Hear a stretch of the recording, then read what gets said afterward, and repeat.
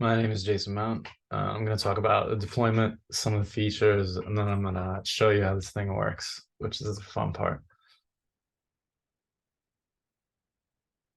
So this was deployed as a standalone app through Heroku. And essentially what I did was I just forked it over from GitHub into Heroku. It was a super simple process, and let's check it out.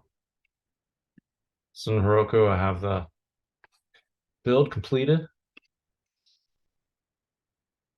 And now it's just time to see it on the web.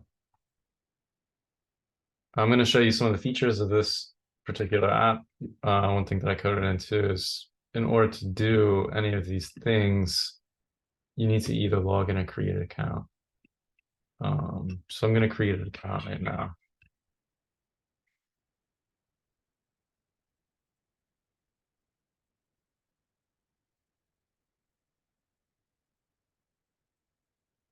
And a couple of the features here. So I set up some alerts.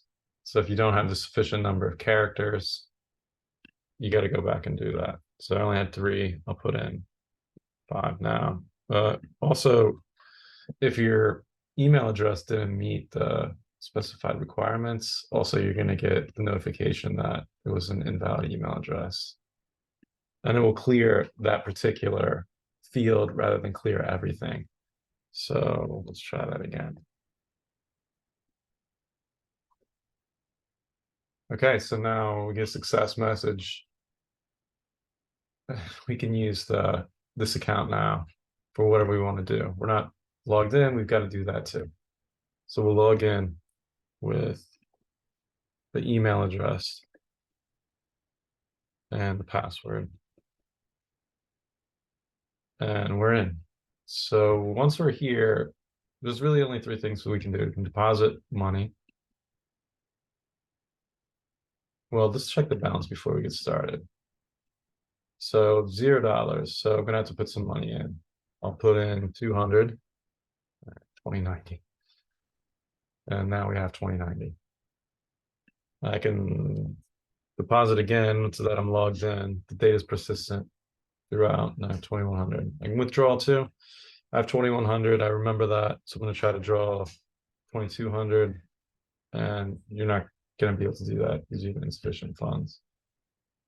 It's also true if you try to write in things that weren't numbers, for example, if you wanted to, I don't know if you can do this.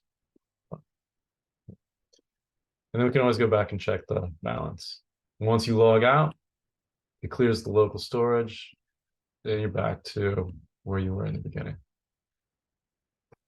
So essentially what I would do if I could do this again, or if I were going to start this project over, I would probably do it as a React app. And this time I didn't use the Firebase authentication or OAuth or anything like that. Like I said, I did it through the information stored in the database. So I'd probably do that. And I'd also, if I had more time, I might have done transaction history for the user that kind of logs when the data happened and how it changed.